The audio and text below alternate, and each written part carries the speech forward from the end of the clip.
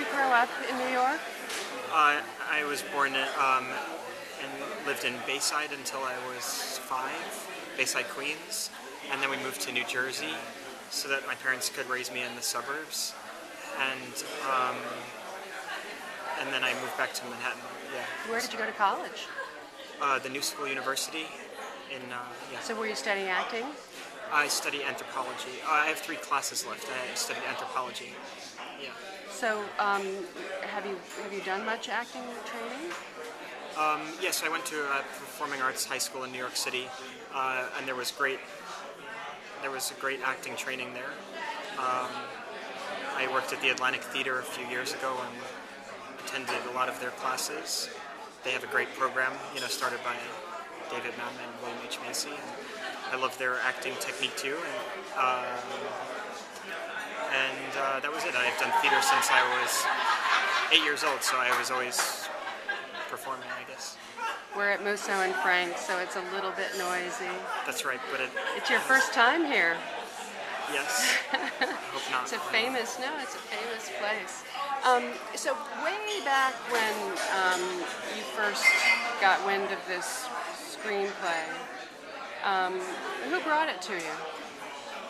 Well, the movie and the whole process of becoming involved in the movie was very traditional and brief, even though the movie and the role are very a-traditional and epic.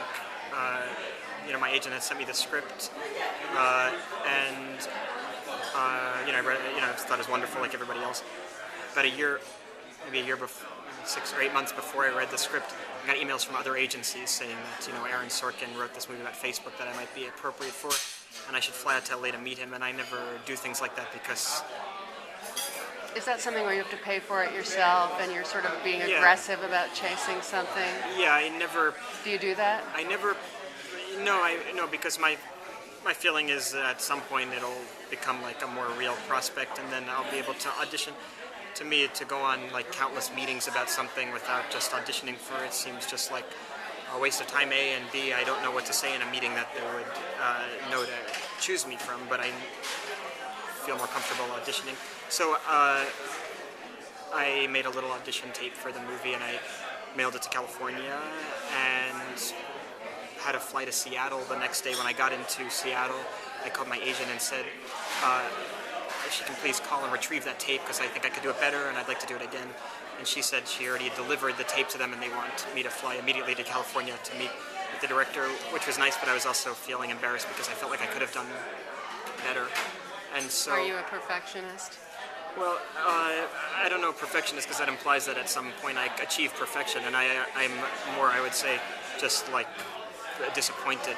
I'm a disappointionist.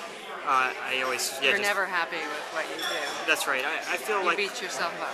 Yeah, I would think I would equate it to like when you go on vacation with your family and you take 20 pictures on vacation and you get the pictures back and you like 2 of them and you frame them and you think these 2 are really great. That's how I feel about acting. Like I say, 5 to 10% of it I feel comfortable with, and I feel like I did what I wanted to do.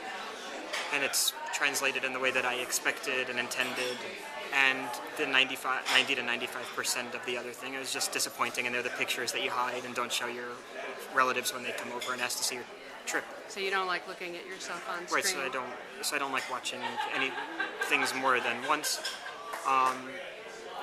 But I would say I do very much like 5 to 10% of it. I'm not exaggerating or, being, false modest. I would say I really do like that 5 to 10%, but the rest of it is painful and disappointing. Now, when you did the Noah Baumbach movie at the beginning, The Squid and the Whale, how much had you done before that film? I did, the first movie I had done was a movie called Roger Dodger, which was a great New York independent movie, and it set me up to have a nice, it set me up to kind of have a nice perspective on independent movies and what they could be and how special they could be, even if they're made kind of in a small and kind of off the radar way. And so I have a deep affection for that kind and feel far more comfortable in that environment. And then I'd done some other movies, and then not.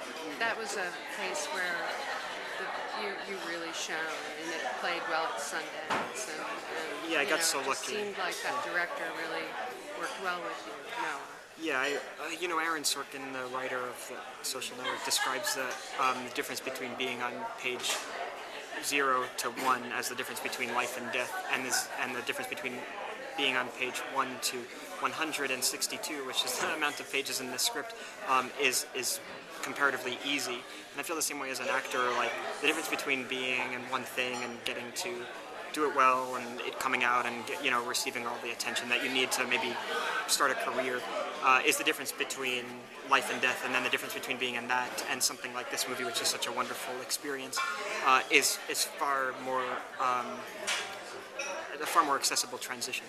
Do you feel like the directors that you've worked with, like Noah Baumbach and the Zombieland director or the Adventureland director, yeah, did they teach you the things that you needed to know in order to be able to do what you did here, or would were you ready for this anyway? I mean, well, it's hard to articulate really. Quantify what the learning curve is like.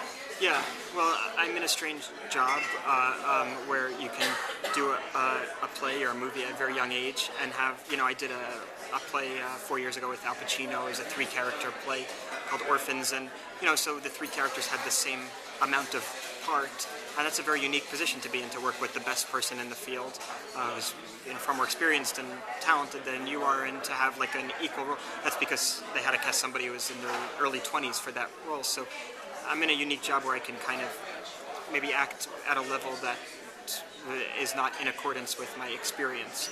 So working with some of the directors I've gotten to work with, again, is a unique experience. It's hard to fully articulate what you gain and learn, but you must be gaining confidence. You must be gaining chops. You must be gaining muscles that you know how to use.